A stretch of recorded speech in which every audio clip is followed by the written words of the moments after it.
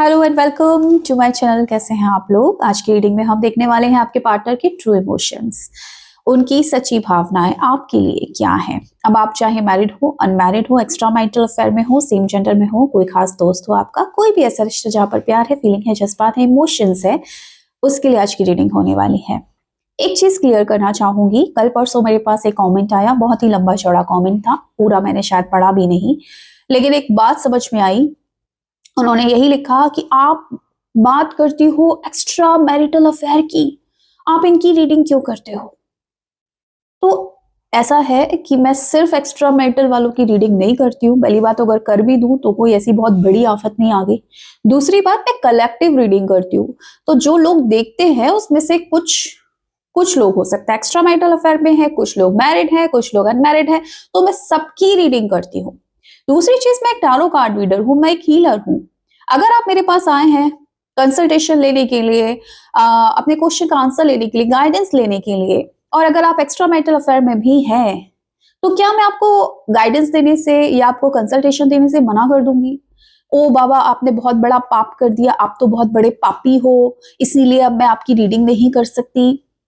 तो मुझे ऐसा लगता है कि सामने वाला अगर रास्ता भटक गया है और अगर ईश्वर ने उसको मेरे पास भेजा है ताकि मैं उसकी हेल्प कर सकूं, उसको सही राह दिखा सकूं कार्ड्स के थ्रू, मैं अपनी सलाह नहीं देती सामने वाले को, मैं क्या सोचती हूँ वो अलग चीज है, लेकिन कार्ड्स क्या कह रहे हैं उसके अकॉर्डिंग और जो उसकी सिचुएशन है उसके अकॉर्डिंग भी हमारी रिस्पॉन्सिबिलिटी है। सामने वाला अगर हमारे पास आया है तो फिर हम उसको जज ना करें, ये ना बोले कि तुम तो बहुत बड़े पापी हो, कहीं और जाओ। ठीक है, तो वो कहीं गलत जगह जाए, उससे अच्छा है कि अगर हम सही हैं, हमें मालूम है कि हम सामने वाले को एक सही गाइडेंस दे सकते हैं, तो हम उसकी रीडिंग करेंगे। अब यहां पर जब कलेक्टिव रीडिंग है तो बहुत सारे लोग हैं जो एक्स्ट्रा मैरिटल अफेयर में हैं और उनको भी रीडिंग की जरूरत है, उनको भी गाइडेंस की जरूरत है। तो जब आप इतने बड़े बड़े कमेंट करते हो, एक एक राय बना लेते हो, इसकी बात मत करो। तो अगर इसकी बात कोई नहीं करेगा तो इसकी बात फिर कौन करेगा? क्योंकि ये तो समाज में है। तो प्लीज अंडरस्टैंड दिस, कुछ भी कमेंट मत किया करो, क्योंकि जब आप इस तरीके के कमेंट करते हो समझ में आता है कि आपका थोड़ा सा नैरो माइंडेड हो। आप समझ ही नहीं पा रहे हो कि सामने वाला हीलर है, सामने वाला जैसे एक डॉक्टर होता है, वो सबका इलाज करता है, वो ये नहीं पूछता कि तुम्हारा क्या मजहब है, तुम कैसे हो, किस टाइप के हो, मैं तुम्हारा नहीं करूंगा इलाज। तो ऐसे ही हम हीलर है, हमारा काम है टैरो रीडिंग करना। हर कोई देखेगा, तो हर कोई देखेगा तो सबके लिए रीडिंग होगी। यहां पर मैं सिर्फ स्पेशल मेंशन नहीं कर रही हूं कि ये सिर्फ जो है एक्स्ट्रा मैरिटल वालों के लिए ही है, तो इसको बहुत जरा हाइप करने की जरूरत नहीं है। ठीक है, हर कोई समझता है अपना भला बुरा, तो उन लोगों के लिए जो लोग कमेंट कर रहे हैं, ठीक है, सबके लिए रीडिंग है। आप अगर आप तक आ गई है, आपका दिल कर गया है क्लिक करके देख लूं, तो ईश्वर चाहता है कि आप देखें, तो रीडिंग आपकी है। ऑलराइट, स्टार्ट करते हैं आज की रीडिंग। चलिए, पॉजिटिव रहिएगा। मेरी रीडिंग के साथ कनेक्ट करने के लिए वीडियो को लाइक कीजिएगा, चैनल को सब्सक्राइब कीजिएगा ताकि एनर्जी हम एक्सचेंज कर सके। और आप कमेंट सेक्शन में अपना और अपने पार्टनर का नेम इनिशियल लिख दीजिएगा और थैंक यू यूनिवर्स लिख दीजिएगा। अपने पार्टनर को याद कर लीजिए, मन ही मन उनका नाम ले लीजिए। फिलहाल आपकी एनर्जी देखूंगी मैं, तो अपने ऊपर थोड़ा सा फोकस करो। पहले आपकी एनर्जी जरा चेक कर ले, बहुत टाइम से आपकी एनर्जी नहीं देखी मैंने, पार्टनर की देखे जा रहे हैं, तो आज आपकी एनर्जी देखती हूँ, आप किस एनर्जी में हैं, एंड उसके बाद फिर आपके पार्टनर के ट्रू इमोशंस भी देखूंगी। ठीक है, यूनिवर्स पता है, मेरे जो व्यूअर्स हैं, जो इस वीडियो को लाइक किया है, चैनल को सब्सक्राइब किया है, मेरे साथ कनेक्ट किया है, उनकी एनर्जी कैसी है इस वक्त। 7 of swords, 6 of swords, Queen of wands, 3 of wands and high priestess की एनर्जी है। देखो, सोच तो बहुत रहे हो, टेंशन तो बहुत ले रहे हो अपने पार्टनर को लेकर, लेकिन अब ना आपके पार्टनर ने जो आपको धोखा दिया है, जो आपके साथ छल कपट किया है, जो कनिंगनेस दिखाई है, अब आप अपने पार्टनर से थोड़ा सा दूर जाना चाहते हो। अब आप बेसिकली शांति चाहते हो अपनी लाइफ में। अब उसके लिए आप अपनी चाहे आपको कहीं ट्रेवल करके जाना पड़े तो वो सोच रहे हो कि कहीं मैं दूर चला जाऊं क्या, मतलब आप जहां रहते हो सकता है वहां पर ही आपका कहीं आसपास ही आपका पार्टनर भी रहता हो, तो क्योंकि पार्टनर ने आपके साथ शायद कुछ गलत किया है, शायद आपको धोखा दिया है, बिट्रेल किया है इस रिश्ते में। उन्होंने जो निभाना चाहिए थी चीजें ऑफ कोर्स नहीं निभाई हैं, तो उस चीज को लेकर हो सकता है मन में आपके बहुत ज्यादा परेशानी है, तो आप ना परेशानी से दूर जाने की सोच रहे हो। अब वो दूर जाना हो सकता है एक शहर से दूसरे शहर जाना हो, कहीं कहते हैं ना कि जगह छोड़ दी जाए वहां पर, तो इंसान थोड़ा सा एक मन को शांत करता है कि मेरा मन शांत हो जाएगा अगर ये जगह ही मैं छोड़ दूं। अगर आप किसी ऑफिस में काम करते हो जहां पर वो आपका पार्टनर भी काम करता था, और अगर उसने आपके साथ कुछ गलत किया, तो आपके मन में विचार आ रहा है कि मैं वो ऑफिस छोड़ दूं, मैं वो जगह छोड़ दूं। बेसिकली इस तरीके की एनर्जी मुझे दिख रही है कि वहां से क्विट करने की सोच रहे हो आप, उस जगह से, उस एनर्जी से क्विट करने की सोच रहे हो। फिलहाल अपने करियर पे फोकस करना चाह रहे हो, या तो करियर के लिए कहीं बाहर जाने की प्लानिंग कर रहे हो आप कि मैं अपने करियर के लिए बाहर जाता हूँ और जाती हूँ या जाता हूँ, और मुझे इस पर्सन के जो एनर्जी है यहाँ से भी थोड़ा सा बाहर निकलना है और उस वक्त खुद पर फोकस करना है। तो बेसिकली अभी की जो एनर्जी है ना आपकी, वो ऐसी है कि इस पर्सन ने जो करना था कर लिया, अब मुझे पीस ऑफ माइंड चाहिए, मुझे अपने लिए जीना है। अब उसके लिए चाहे मुझे कहीं बाहर ही क्यों ना जाना पड़े, कहीं जगह ही क्यों ना छोड़नी पड़े, मुझे मेरा ऑफिस ही क्यों ना छोड़ना पड़ जाए, कुछ भी क्यों ना करना पड़ जाए, लेकिन अब मुझे ना अपने ऊपर फोकस करना है, अपने काम पर फोकस करना है, और मुझे चाहिए शांति। इस पर्सन ने जितना नौटंकीबाजी करनी थी, जितना कनिंगनेस करना था, जितना सेल्फिशनेस दिखानी थी, दिखा दिया। अब मुझे अपने लिए जीना है, ऐसी एनर्जी। हालांकि बॉटम ऑफ द डेक की एनर्जी में देखो टेंशन है आपके मन में, स्टॉकिंग एनर्जीज है, आप उसको स्टॉक भी करते हो, लेकिन आपको लगता है कि अगर मैं इधर रहूंगी या इधर ही, कोई भी सिचुएशन है आपकी, ठीक है, अगर आप स्टक हो किसी जगह पर, तो आपको लग रहा है अगर मैं यहीं रही, यहीं पर काम करती रही, तो मैं ना इस सिचुएशन से, इस एनर्जी से कभी बाहर नहीं निकल पाओगी। तो कहीं ना कहीं मुझे जो मेन एनर्जी दिख रही है वो मूव ऑन करने की, कहीं बाहर ट्रेवल करने की, कहीं जाने की एनर्जी आपकी ज्यादा दिख रही है। अगर मैच कर रही है तो आगे का वीडियो देखिएगा। आपके पार्टनर का ट्रू इमोशंस अभी के लिए क्या है, 2 टैग का यूज करूंगी यहाँ पर मैं। पार्टनर को याद कीजिए, मनी मन उनका नाम लीजिएगा। आपके पार्टनर के ट्रू इमोशंस क्या है इस वक्त आपके लिए, please guide. King of Wands, Justice, The Emperor, यहां पर है 7 of Swords, Wheel of Fortune, Ace of Cups, bottom of the deck है Judgment। यहां से देख लेते हैं, कुछ कार्ड्स निकाल लेते हैं।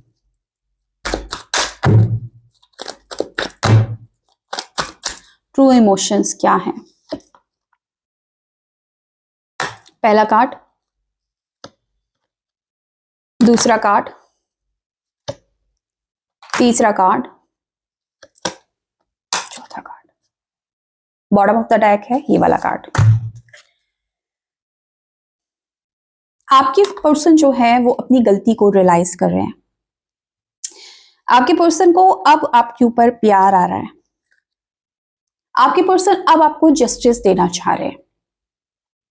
इनको रियलाइज हो रहा है कि कितने पत्थर दिल बन गए थे, कितने कोल्ड हार्टेड बन गए थे आप जब इनका टाइम मांगते थे, जब आप इनको कहीं ना कहीं इनके प्यार के लिए तरसते थे। तो इन्होंने आपके साथ कहीं ना कहीं बहुत गलत किया, या तो आपके साथ चीट किया, आपको धोखा दिया, इस रिश्ते को पूरी ईमानदारी से नहीं निभाया, इस तरीके से बिहेव किया कि आप उनके लिए कुछ मायने नहीं रखते हो, आपको डोमिनेट किया गया इस रिश्ते में, आपको वो केयर, वो लव नहीं दिया गया जो जिस चीज के आप हकदार थे, एक आपके साथ जस्टिस नहीं किया गया। तो अब इसको कहीं ना कहीं ऐसा फील हो रहा है कि आपके साथ जस्टिस करना चाहिए। ये पर्सन को अब आपकी कमी का एहसास हो रहा है, ऐसी एनर्जीज मिल रही है, और पास्ट की गलती में कहीं ना कहीं रियलाइजेशन भी नजर आ रहा है। ये पर्सन अब हर तरीके से आपको अपनाना चाहते हैं, आपके साथ रिश्ते को सुधारना चाहते हैं, क्योंकि यहाँ पर एनर्जी मिल रही है। अब आपके लिए वही पुराना वाला चीजें, अगर पुराने जब स्टार्ट हुई थी आपके पर्सन के साथ, तो हो सकता है बहुत फायर शो करते हो, बहुत लव शो करते हो, बहुत ऐसा दिखाते हो कि आपके बिना तो ये रह ही नहीं पा रहे हैं, आपके अंदर एक पैशन है, एक एनर्जी है जो इनको आपकी तरफ खींचती है। वही एनर्जी दोबारा से ये पर्सन फील कर रहे हैं आपके लिए। क्यों? क्योंकि देखो आपकी एनर्जी में क्या दिख रहा है, मूव ऑन वाली एनर्जी दिख रही है, आपकी एनर्जी में दिख रहा है कि यार बस बहुत हुआ, मुझे अब खुद पर फोकस करना है, मुझे अब अपने काम पे फोकस करना है, कब तक मैं ये इंतजार करती रहूंगी या इंतजार करता रहूंगा, मुझे अब अपना पीस ऑफ माइंड चाहिए। ये आपकी एनर्जी है। और जब आपने अपने आप को चुना तो आपके पर्सन ने आपको चुना।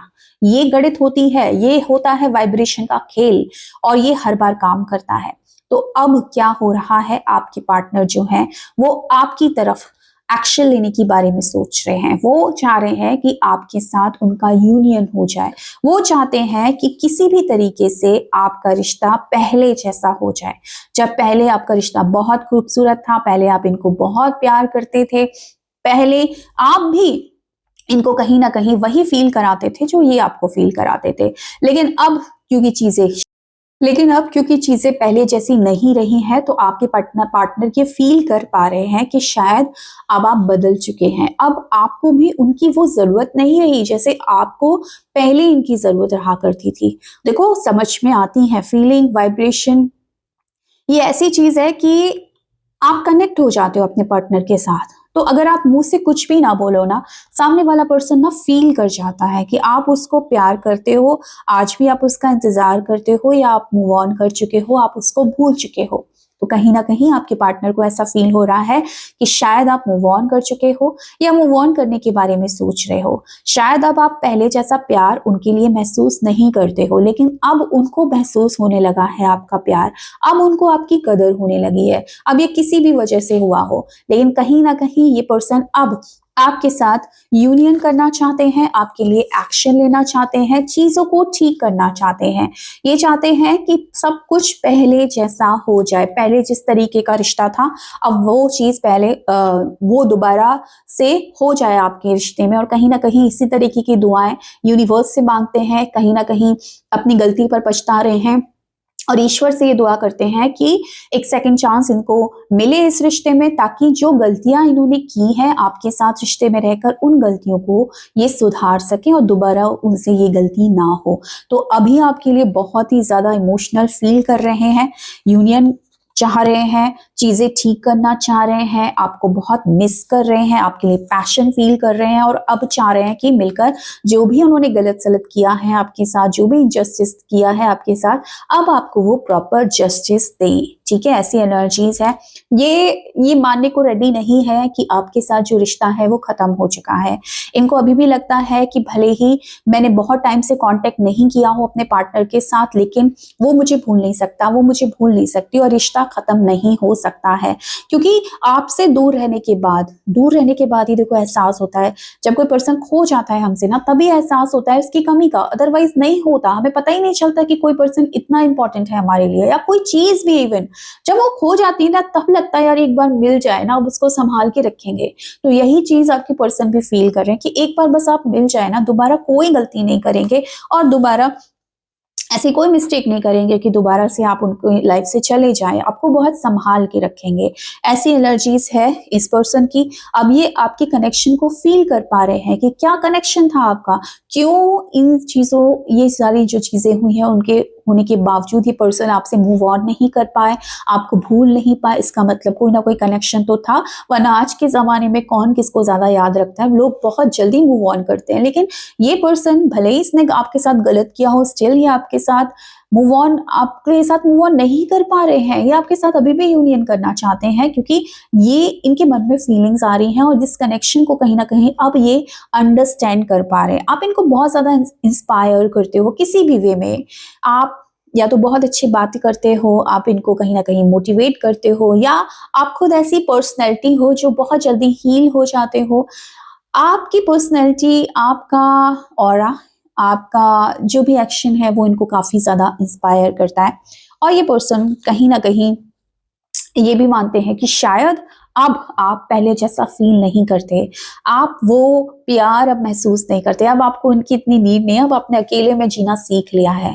पहले शायद आपने इनसे कभी कहा हो कि मैं तुम्हारे बिना रह नहीं सकती, नहीं रह सकता, लेकिन अब भी वो आपको कहीं न कहीं से देख रहे हैं और वहाँ से वो जो आपको नज़र आप पर डालते हैं, तो उनको फ़ील होता है कि शायद आप चेंज हो गए हो, शायद आपने मूव ऑन कर लिया है और आपको इनकी नीड नहीं है। अब आप उनके लिए पहले जैसा फ़ील नहीं करते हैं। इसी वजह से ना इनके मन में एक डर है कि कहीं आप मूव ऑन ना कर जाएँ और ये आपसे कह रहे हैं, please don't move on, please move on मत करो बिकॉज़ मैं आ रहा हूँ।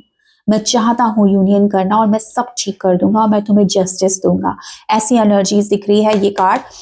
और bottom of the deck it's still not overdo. ये आपके पार्टनर फिलहाल मानने को रेडी नहीं है कि सब कुछ ओवर हो चुका है। I know you won't feel the same. उनको लगता है कि आप अभी पहले जैसा फील नहीं करते। यू इंस्पायर मी, आप उनको इंस्पायर करते हैं। I am starting to understand our connection. आप फिलहाल ये इस कनेक्शन को समझ पा रहे हैं क्योंकि यूनिवर्स इनको समझा रहा है कि ये जो कनेक्शन था ये ऐसा वाला कनेक्शन नहीं था कि आज आया और कल चला गया। ये कनेक्शन लाइफ टाइम के लिए था।